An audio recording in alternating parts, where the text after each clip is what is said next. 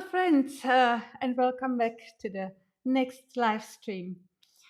I'm Sonia, and for those who don't know me, I'm a woman who is very passionate about growing roses. And I have grown more than 200 in my own rose garden that you've just seen in the intro. And I really like this garden because it was inspired by other gardens, and I created this in a sense of real beauty and romantic feeling. But today I wanted to speak to you about the what inspired myself to create something like that, and where I go every time that I need a little bit more inspiration for the next step I do in my garden. So I would invite you to ask me questions if you have something, be it a rose or a design. But unless you do so, let's speak about it. How I actually started to plant this garden and what really inspired me.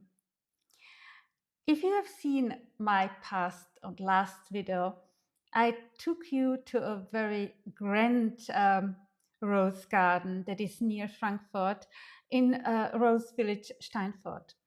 And in this Rosenpark, actually not a garden as they call it, there's so many roses. And every time when I go there, I get such inspired. So let me show you how beautiful it looks like there in June when everything just started to bloom.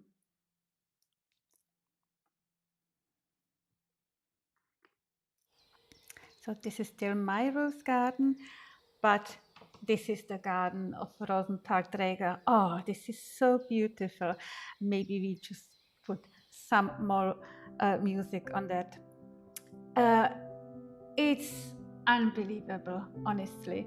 When you come in there, you see all these varieties of roses and how they landscaped with the roses. And I'm every time really overwhelmed by the fragrance that is surrounding this garden and the roses and the colors that they really do have there. So, and this is actually somewhere where I started or wanted to start when I first saw this garden. When we bought this house, there was no rose garden at all, and because I loved roses so much, I started simply to grow roses. And honestly, a part of some newspaper articles, I haven't had that much knowledge, and I did not even know how many varieties there are, because I really knew from Czech Republic, where I come from, mainly the tea hybrid roses that were planted in gardens over there, but they are not really spread. So I was really surprised when I first saw this wonderful garden and was there by the breeders. And this wonderful garden, by the way, is not the only one in Rose Village, Stanford. There are many other wonderful breeders that have their roses there on display. And you can go there just to see it and get inspired. And I for sure got inspired. So it was just like going there and every time finding something new and then coming back to my garden and considering whether what I've seen would be really or could work also in my garden. So let me show you what I took as an example from this very nice garden and maybe also speak about some tips for you how I actually did it and what were my considerations. So, so this is my garden in full bloom. And this, for example, wonderful rose stem or standard rose as they are call it, um, this I added to this garden just to create some kind of a vertical flowers. And I got really inspired in Steinfurt because they use the garden they have there and these tree roses as kind of landscaping. And you can really increase your garden and the verticality a lot by using these standard roses. What is also great, and you can see it here, to underplant these roses with smaller varieties. The only thing that you have to really consider is just not to plant too near of the rose tree, these roses or the other plants, because they may really overgrow them and take the sun out of them. It was one of my mistakes that I already did in my garden, because I planted two standard roses very near to each other and then had to replant it later on, because it simply took all the sun to the smaller variety, the bigger one. But here you can see how beautifully you can combine it for your garden if you want to put everything together and use the smaller rose varieties like dwarf roses, or here this variety is called Bienenweide White, and it's really a great rose because it's not that tall, and everything works then really as a flower bouquet when you come into the garden. So I got a lot of inspiration in this garden. And the next one that I actually got inspired, so you can see it here once again. And just give it a second and you will see how beautifully they have it in here. Here, the next one was actually in the background of my garden. And the point here that I had in the past is I did not want really white roses. Why? Because when I first saw them, and if you see them just only the white rose, usually they are not that spectacular. They are, for me, roses that only create or give you the right impression and the romantic if you plant them to other roses, other colors. And with the other colors, they start to shine, like here, the one that I have.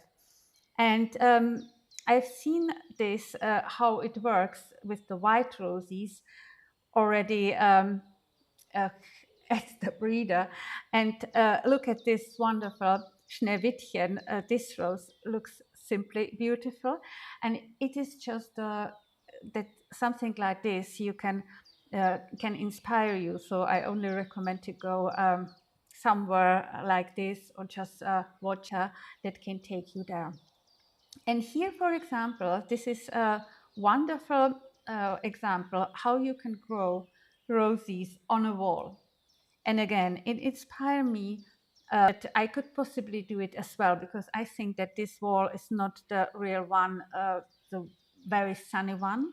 And here, my rose, Lavender Silhouette, I planted it simply as next to the door, and it is an experiment. I was an experiment because my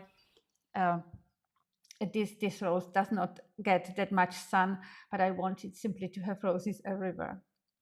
And for sure, I will have more roses in the future.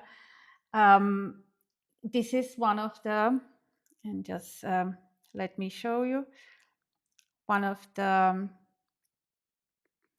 this is one of the variety that I've seen in the past year that I really want to add to my garden, and it's called Granny.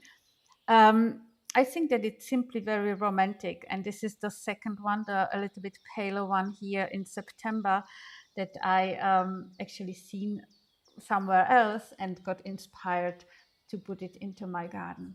So I think that there will be a lot of more roses that I will plant. But this will only show the time. And I usually, when I go there, I not only get inspired by something what I've already seen somewhere else and just think out of the catalog, well, this is something that I would like to add. but also I usually get inspired when I'm right there, just by the smell and fragrance. It was also that something like this when I first bought a historic rose. It was Jacques Cartier, a pink rose, wonderful fragrance.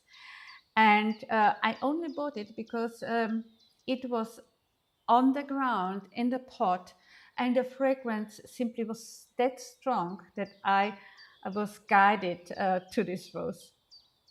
So something like that certainly can help also you in the rose gardening. Do you have any questions to me? I would love to answer it. And what inspired you? Do you have an inspiration? I know that one of you just commented in the past that in Minneapolis there is a wonderful rose garden, but you may have another rose garden that you visited and just loved and came home and said, okay, you have to plant all the roses that they had there as well. No comments? Then I think that we simply close it for today, unless you have any other question. So with